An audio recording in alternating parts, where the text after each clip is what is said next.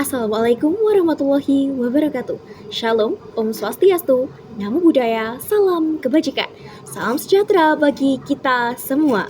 Dewan juri yang kami hormati dan tentunya rekan-rekan debat semua yang saya sayangi. Perkenalkan, saya Naila Anindita dari SMA Negeri 1 Boyolali, berada di tim pro pada mosi kali ini, yaitu sebagai gerakan feminis. Dewan ini akan mendorong perempuan untuk menjadi egois. Sebelumnya saya akan menjelaskan tentang gerakan feminis.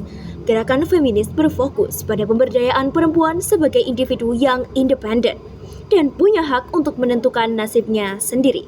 Namun dalam praktiknya, pendekatan pada kebebasan individu dan otonomi perempuan seringkali diartikan sebagai bentuk egoisme karena perempuan didorong untuk lebih memikirkan kepentingan, kebutuhan, dan aspirasi bagi dirinya sendiri dibandingkan dengan kepentingan kolektif ataupun keluarga. Namun pada kasus nyatanya, perempuan yang belum menikah atau perempuan remaja menuju dewasa, mereka lebih berfokus untuk merawat diri ataupun mempercantik dirinya. Mereka berfokus pada karir mereka untuk mengembangkan karirnya dan juga mengembangkan potensi yang ada dalam diri mereka, sehingga mereka dapat mencapai kesuksesan yang mereka inginkan. Namun, ketika mereka sudah menikah, mereka akan lebih berfokus untuk menjaga keluarga, merawat buah hati, dan tentunya mengurus rumah tangga. Hal ini tentunya cukup bertolak belakang dengan gerakan feminis yang saya jabarkan di awal tadi. Karena pada kehidupan nyata, perempuan tidak selalu hidup untuk dirinya sendiri. Perempuan lebih banyak berdedikasi untuk keluarga dan juga kolektif. Saya berpikir bahwa hal ini tidak sesuai dan tidak adil terhadap perempuan karena perempuan juga berhak untuk mendapatkan sesuatu yang mereka impikan. Untuk itu, saya dengan tegas menyatakan pro terhadap mosi kali ini yang berisi sebagai gerakan feminis. Dewan ini akan mendorong perempuan untuk menjadi egois.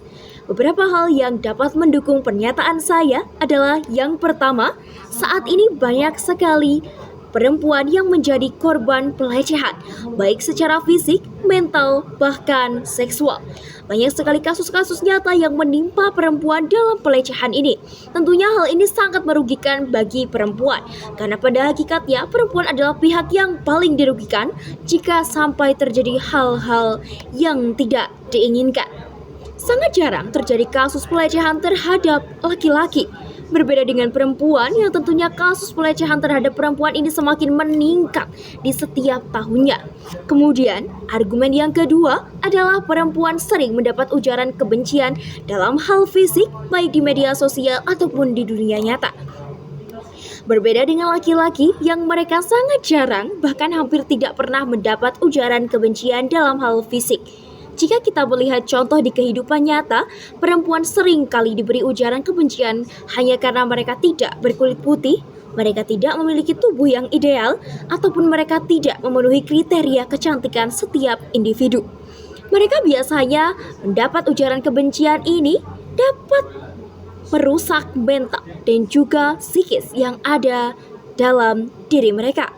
Kemudian yang ketiga adalah perempuan kerap dianggap lemah dan tidak dilihat dalam hal kepemimpinan ataupun juga pekerjaan yang bergerak di bidang teknik dan sebagainya. Biasanya yang selalu dipilih untuk menjadi pemimpin adalah laki-laki. Padahal tidak semua laki-laki dapat menjadi pemimpin yang baik bagi anggotanya. Terkadang sebenarnya perempuan juga bisa menjadi pemimpin, bahkan mungkin menjadi pemimpin yang lebih baik dari laki-laki. Namun bagi banyak masyarakat, mereka lebih memilih laki-laki untuk menjadi pemimpin dan tidak memberi kesempatan terhadap perempuan untuk menjadi pemimpin. Sehingga perempuan tidak dapat menunjukkan kebolehannya dalam hal kepemimpinan. Begitu juga dengan pekerjaan-pekerjaan yang berkutat di bidang teknik. Banyak sekali perempuan yang ingin masuk ke jurusan teknik di universitas. Mereka dianggap remeh. Mereka dianggap oleh masyarakat tidak dapat berkembang dengan pilihan mereka di jurusan teknik tersebut. Banyak orang berpikir bahwa jurusan teknik hanya diperuntukkan bagi laki-laki. Teknik ini hanya dapat dikerjakan oleh laki-laki. Lulusan teknik hanya dapat bekerja di bidang yang mampu dikerjakan oleh laki-laki.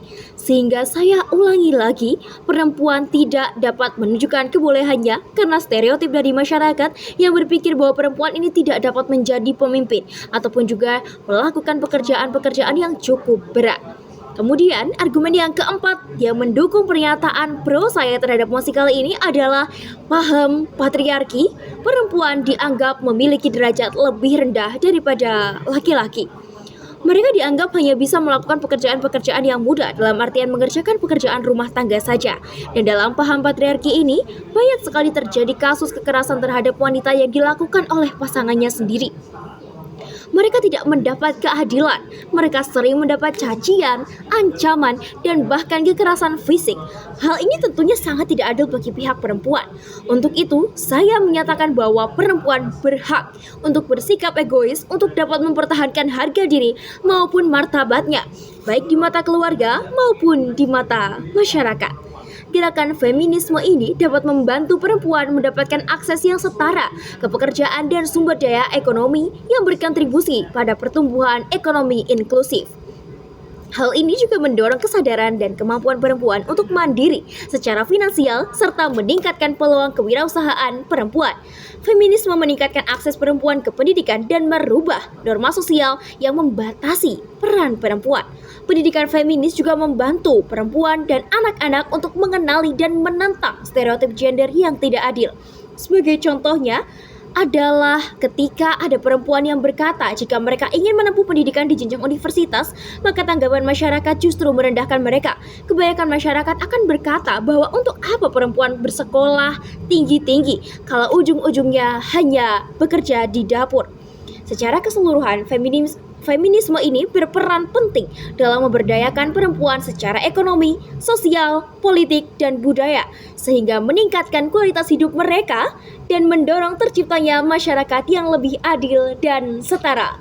Demikian argumen yang dapat saya sampaikan. Terima kasih atas perhatiannya. Saya akhiri. Wassalamualaikum warahmatullahi wabarakatuh. Shalom. Om Santi Santi Santi Om.